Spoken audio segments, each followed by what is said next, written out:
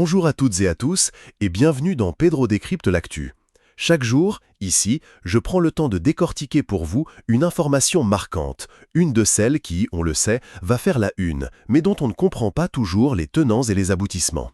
Mon objectif, vous offrir une analyse en profondeur, sereine, en une dizaine de minutes, pour vraiment aller au-delà des gros titres et saisir les véritables enjeux derrière les annonces.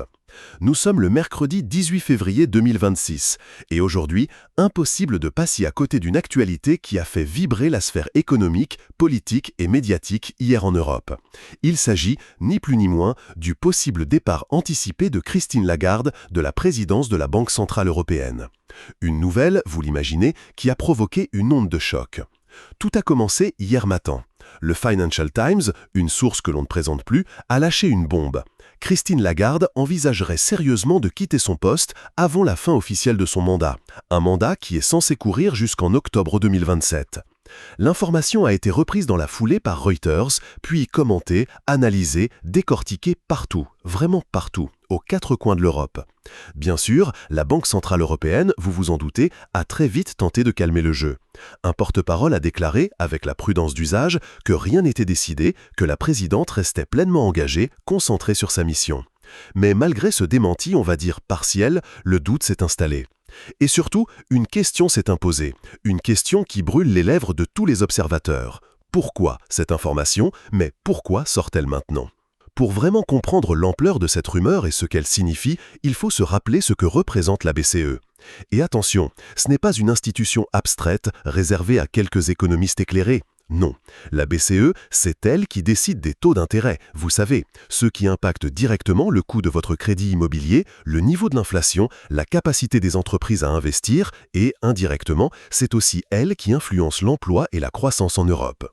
C'est donc un poids lourd, une institution dont les décisions ont des répercussions concrètes sur nos vies.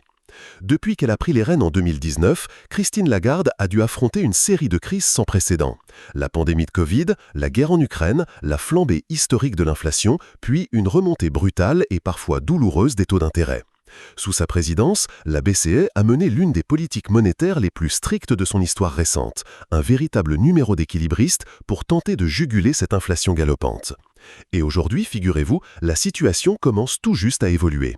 L'inflation, doucement mais sûrement, recule progressivement dans la zone euro.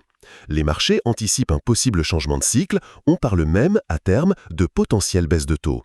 Et c'est précisément dans ce contexte, dans ce moment charnière, que l'hypothèse d'un départ anticipé prend tout d'un coup tout son sens. Pour certains observateurs, Christine Lagarde pourrait bien vouloir quitter son poste à un moment où la situation se stabilise enfin, plutôt que de rester jusqu'à une nouvelle phase de turbulence qui, on le sait, est toujours possible dans ce genre de poste. Mais quelles pourraient être les raisons derrière une telle réflexion, au-delà de la simple lassitude, si tant est qu'il y en ait une ? Plusieurs pistes sont évoquées et elles sont toutes fascinantes. D'abord, il y a l'idée d'une sortie par le haut. Après avoir géré des crises majeures, après avoir pris des décisions parfois impopulaires mais jugées nécessaires, partir au moment où l'institution est stabilisée, quand les voyants sont à nouveau au vert, cela peut être perçu comme une manière élégante de préserver son héritage, de laisser une image positive. C'est exactement ce que rappelait récemment Olivier Blanchard, l'ancien chef économiste du FMI, cité par Euronews.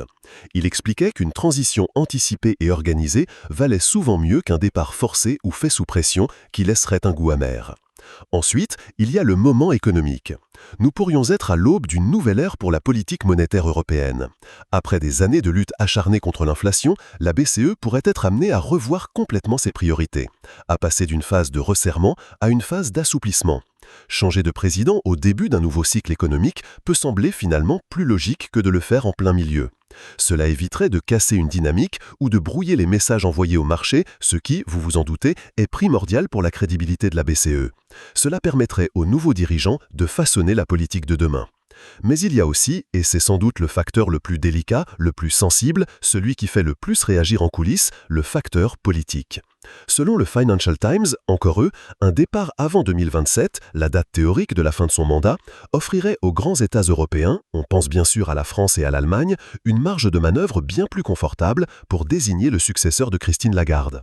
Pourquoi? Simplement parce que cela se ferait avant des échéances électorales majeures. En clair, cela éviterait que la question brûlante de la présidence de la BCE ne se retrouve, et on le comprend, au cœur d'une campagne présidentielle française déjà très polarisée ou dans un contexte politique potentiellement instable en Allemagne. Officiellement, bien sûr, la BCE est indépendante, on nous le répète sans cesse, mais dans les faits, avouons-le, l'équilibre politique européen, les jeux d'influence entre capitales jouent toujours un rôle dans les grandes nominations de ce calibre. La question qui se pose alors, et elle est cruciale, est la suivante. À qui un départ anticipé pourrait-il réellement profiter?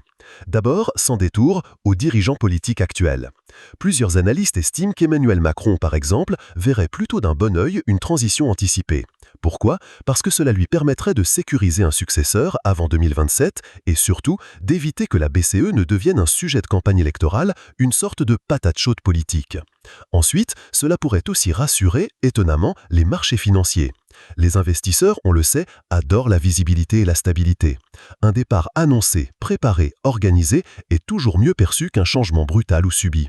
Mario Draghi, l'ancien président de la BCE, rappelait d'ailleurs dans une analyse relayée par la presse économique italienne que la crédibilité d'une banque centrale reposait aussi sur sa capacité à anticiper sereinement les transitions à sa tête.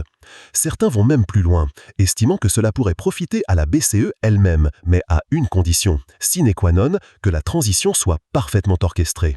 Une succession maîtrisée pourrait renforcer la crédibilité de l'institution, montrant qu'elle est capable d'anticiper sans se laisser déstabiliser par un calendrier politique extérieur. Mais attention, cette vision n'est pas du tout partagée par tout le monde, loin de là même. Des voix s'élèvent, et c'est bien normal, pour dénoncer les risques d'un tel scénario.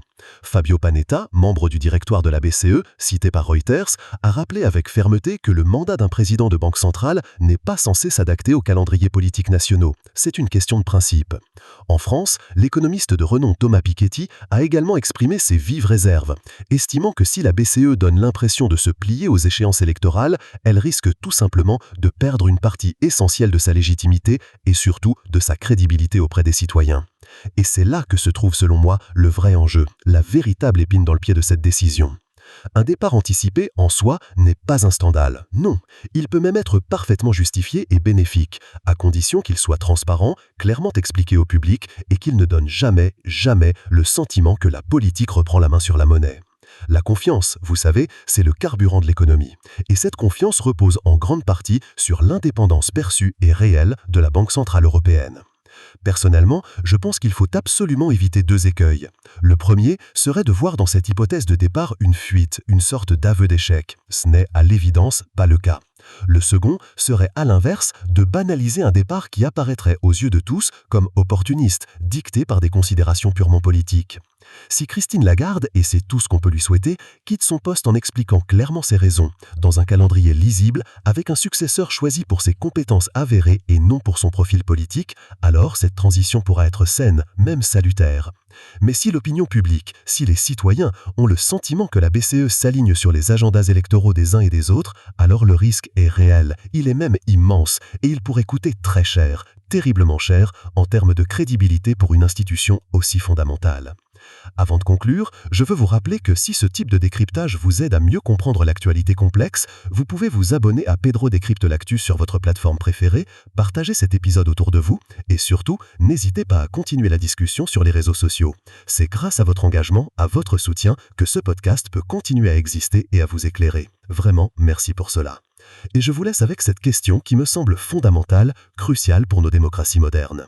Dans un monde en constante évolution, faut-il une banque centrale totalement figée par ses règles et ses mandats, coûte que coûte, ou faut-il au contraire une institution capable de s'adapter intelligemment au contexte, oui, mais sans jamais perdre son indépendance et sa légitimité?